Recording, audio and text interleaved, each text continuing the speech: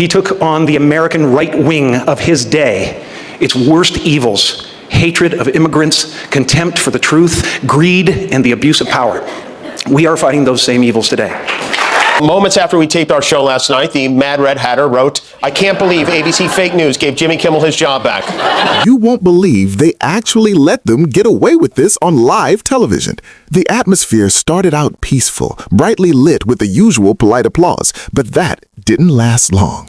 Jim Carrey and Jimmy Kimmel didn't just deliver a monologue, they deconstructed Donald Trump in a way that felt less like a comedy routine and more like a physical reveal of a pattern so obvious you can never unsee it. It was the moment the laughter stopped being polite and started becoming a weapon. Kimmel stood there with the smile of a man who knew exactly how to dismantle a giant, while Trump was caught in his usual posture, leaning over the wall, staring angrily at the world like a man looking into a cloudy mirror and hating the reflection. Kimmel went straight for the jugular, addressing Trump's obsession with his lack of talent and failing ratings.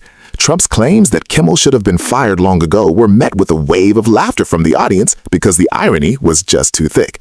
Kimmel mocked the idea that ratings are the only metric of worth, sarcastically bringing up Charlie Kirk and the wonderful gentleman he allegedly offended. The joke was simple but lethal. No one on TV claims to care less about these comedians than Donald Trump, yet no one spends more time obsessively watching them and reacting to every single word. Kimmel paused for the laughter to subside before dropping the line that brought the house down. Trump keeps trying to cancel people, but every time he does, he turns them into a must-see. The intensity shifted from lighthearted to razor-sharp. Kimmel pointed out the absurdity of a former president acting like an enemy soldier toward a late-night host. If these jokes don't matter, why is Trump so desperate to stop them? If the host has no talent, why is the most powerful man in the world watching every second? Kimmel turned the tables, showing that by reacting, Trump is exposing his own vulnerability. He even took a jab at Trump's history of silencing people, quipping that if you want someone to stop talking about you, you usually have to pay them $130,000, a moment that made the audience squirm in their seats before erupting into cheers. Before we get into Jim Carrey's surrealist takedown, I want to hear from you. Do you think Trump's constant attacks on late-night hosts are actually helping their ratings, or is he right to fight back? And do you think comedians have gone too far, or is this exactly what free speech looks like? Let us know in the comments below. We're reading all of them. Kimmel then revealed a shocking comparison. Out of everyone he's mocked, including O.J. Simpson 1,000 times, only 2 people have ever tried to stop him by reporting him to the police: Donald Trump and Marjorie Taylor Greene. O.J. never tried to kill me, Kimmel joked, highlighting the bizarre fantasy of domination that seems to drive Trump's reactions to media criticism. Then the energy shifted completely as Jim Carrey took the stage.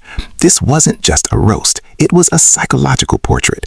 Carrey spoke like an artist staring at a grotesque portrait, refusing to pretend that what he was seeing was normal. He described the current regime as a travesty that turns everything upside down, a spiritual ugliness that stops being funny the moment you realize it holds real power.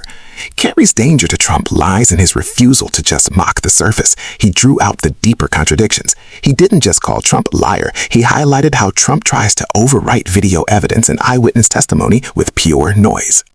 Carrey's performance was uncomfortably slow and deliberate, forcing the audience to face the madness of a man who denies what everyone sees with their own eyes. He mocked Trump's big talker persona, suggesting he changed his signature hat to say, "Fill America with wine again." Carrey explained that while you can blackmail the press or pressure a TV station, you cannot erase an image once it is fixed in the cultural mind. Art is harder to bully than people. He hinted that once true ridicule is engraved in culture, it becomes a permanent record that no politician can control.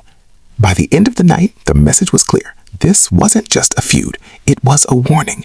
Kimmel and Carrey show that Trump isn't just mad at comedians, he's terrified of anything he can't control. A room he can't manage, a clip that makes him look small, a joke that sticks. His explosive reaction is the ultimate proof that the joke worked. The more he insists that these hosts are irrelevant, the more he proves they are the only ones getting under his skin. He's caught in a trap of his own making. A man who hates being seen as he truly is, yet can't stop feeding the very system that shames him. The truth is revealed little by little, and as the audience's laughter echoed, it became clear that the power had shifted away from the podium and back to the people with the microphones.